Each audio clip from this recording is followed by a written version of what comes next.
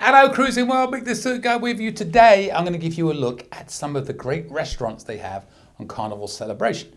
Basically the same restaurants that they have on Carnival Mardi Gras or Mardi Gras, you like to put Carnival in front of it, but it's Carnival ship, so whatever.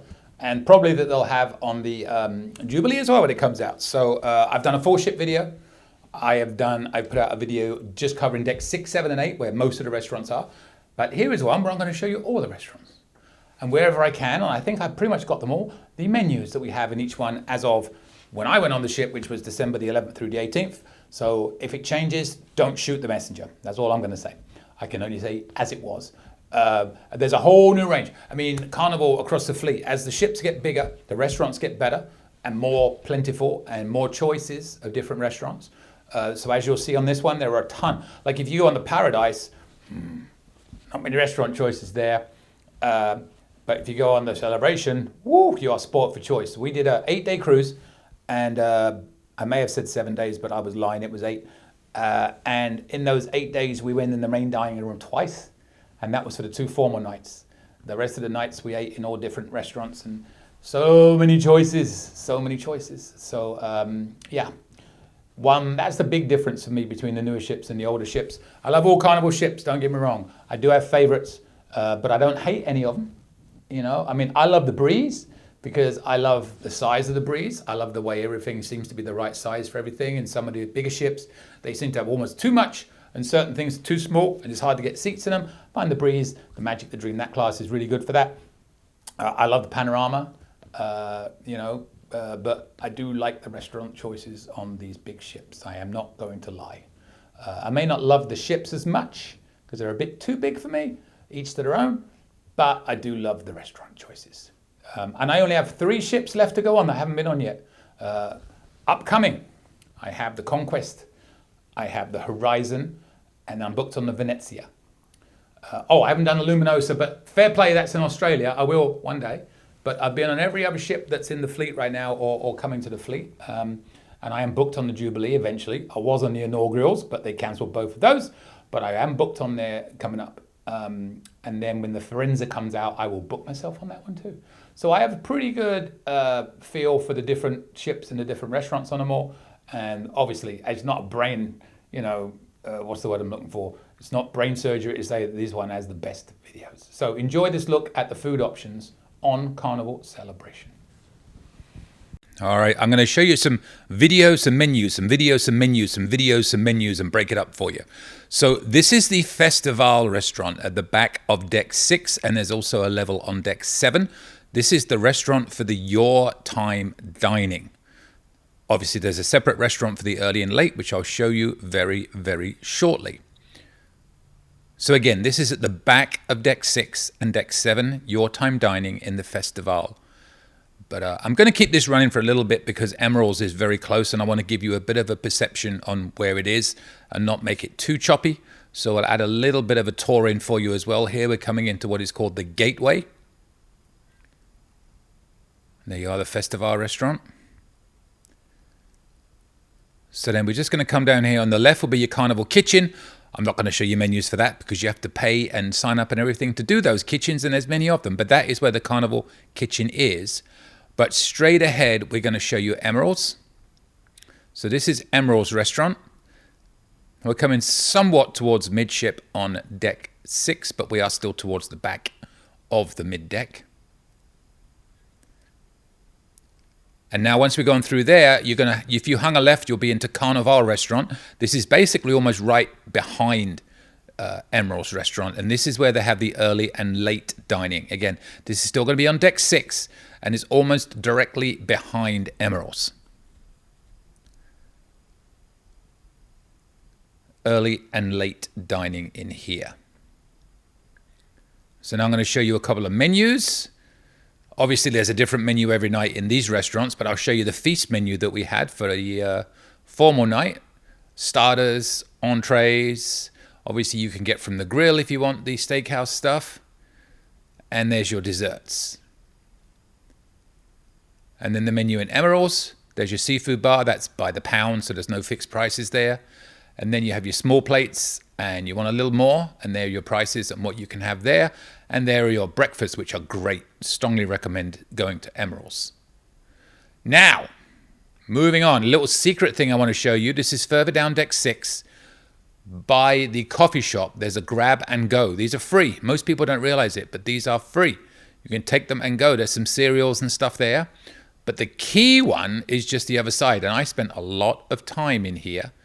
Free pastries. They have sandwiches. Everybody thinks you have to pay for them. These are free. Great breakfast, especially after a day of cheers. Get you ready for another day. Sandwiches. That was one of my favorite spots. Now we're going to go up to deck 7. This is the steakhouse. It's just past the Alchemy Bar. So we're going to take you in here and show you the steakhouse. Again, this is on deck 7 towards the back of the ship.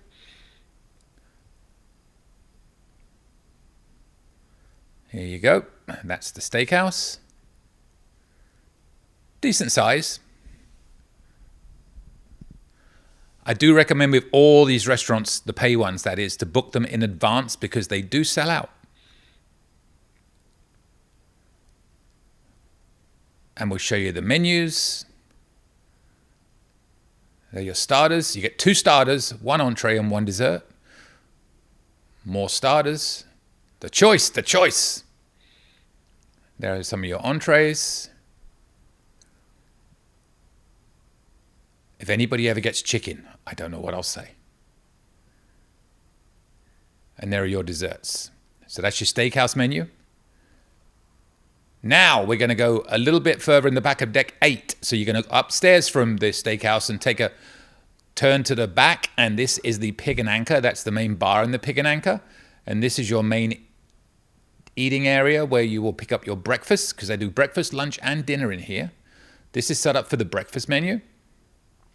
In dinner, you will sit down and ask to be assigned to a table. And at lunch, you will go outside and take it where I'll show you in a second. Basically, right behind where we were. So you go out these back doors, and you're going to take a right, and this is where you can get your Pig and Anchor at lunch. Right in there. Again, at dinner, you'll get a seated table, and they'll come and serve you. But you serve yourself a breakfast inside, at lunch outside, and again, dinner, you'll sit down and serve yourself. All right, a little bit further in from deck 8. So we've come down from Pig and Anchor, walked back up deck 8, and on the left-hand side, you're going to see Rudy's Sea Grill. So we're going inside there right now. They have an inside and an outside area. Be warned, the outside area can get a bit windy. I'd recommend staying inside if you can to avoid the risk. But you see the outside area behind the doors there. So this is Rudy's Sea Grill. Probably my favorite restaurant on board from a personal perspective, but everybody has their own opinions. I'm not going to tell you it should be yours. I'm just going to tell you it is mine. So that's Rudy's Sea Grill. Again, deck 8. We'll look at some menus. There's your Pig and Anchor menu. Remember, it's free on this ship, not on every ship it's on in the evening. There are your desserts. And then your Rudy's Sea Grill. There's your starters, your soups and salads. Your entrees. I always get the halibut, but I'm sure that the crab stuffed lobster is awesome. Grill, don't get the chicken. And there are your desserts. So that's Rudy's Sea Grill and the Pig and Anchor. We're going to come out and take a left, and we're going to hit the Deco Deli almost immediately. And right next to the deli is the pizza joint. This place gets so busy at night. Again, you're just going to come out of Rudy's. We're still on deck 8. Take a left, and you almost immediately you'll hit these places.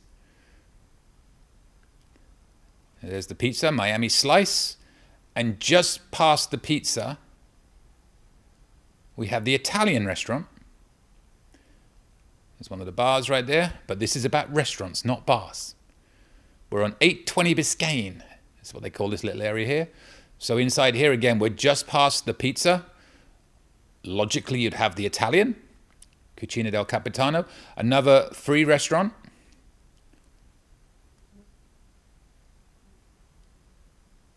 Nice large open restaurant. They have an outside area in this one as well. But the same with Rudy's. I'd recommend you sit inside because it can get windy at night outside. Just saying.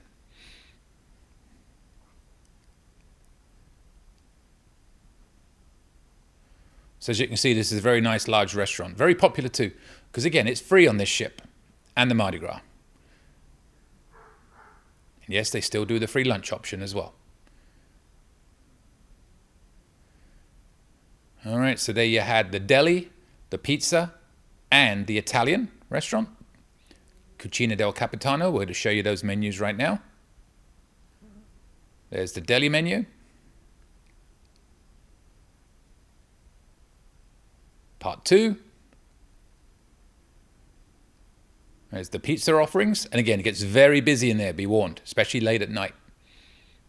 And there's your Italian appetizers, pasta options, more options. You can pay for the veal a little bit extra. And there's your desserts. So that's the deli, pizza, and Italian all on deck 8.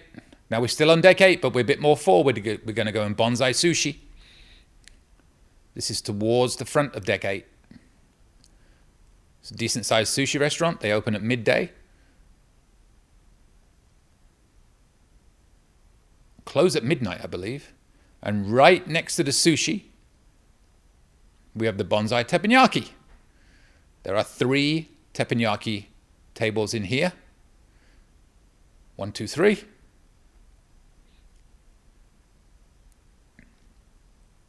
There you go. So again, this is the front of deck 8. You have your sushi and your bonsai teppanyaki. There's your sushi menu, part 1.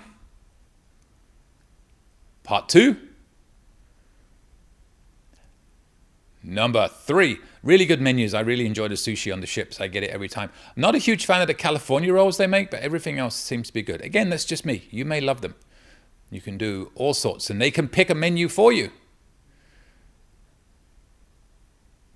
And here is your restaurant menu for the bonsai teppanyaki and your desserts. A lot to read. Freeze the screen and read it is my recommendation. One last thing on deck 8, we have Chibang. This is right at the front of deck 8, right by the Havana area. As with the Italian, they do a free lunch and a free dinner on here. Nice, large, open restaurant. I really enjoy going in here, but I always get the Chinese side. I don't get the Mexican side. To me, it's a bit better. But as I say all the time, that's just me. But you see, this is a nice big restaurant. It's very popular. Front of deck 8. And here's your menu. It's the Chinese side, appetizers. And your mains. Again, I have to stress, all these menus are from December 2022. Could have changed. They could change any time. Don't shoot the messenger. And there's your Mexican side of things. And your combined desserts. All right, now we're going to move up to deck 16. We're at the back of deck 16 right now, and there you have Shaq's Big Chicken. Very, very popular, this one.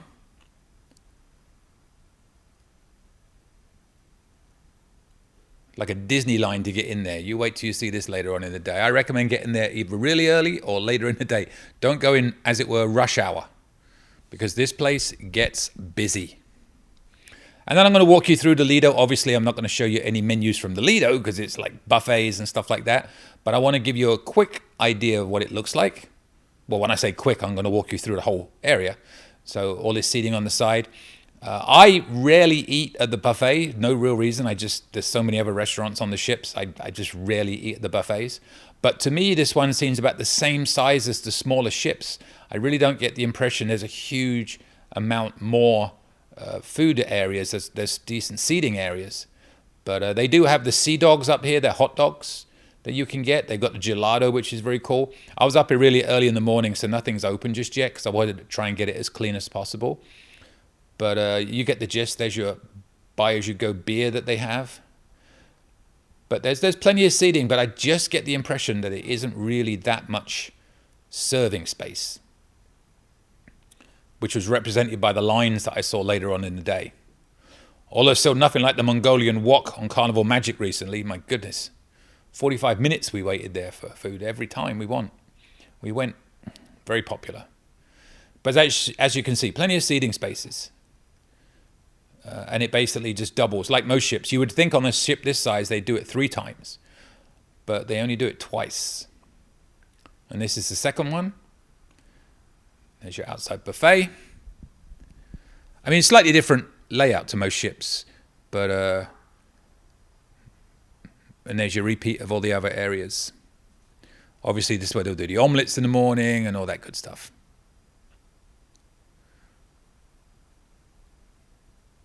There's your sea dogs, hot dogs at sea.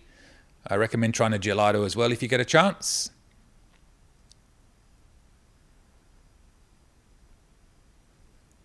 So that's the main Lido area. Now we're going to walk out and show you a couple more things. We're almost done.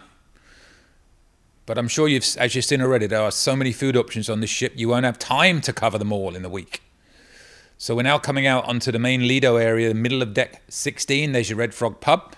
It's on deck 16 and 17, but that's the larger one on deck 16.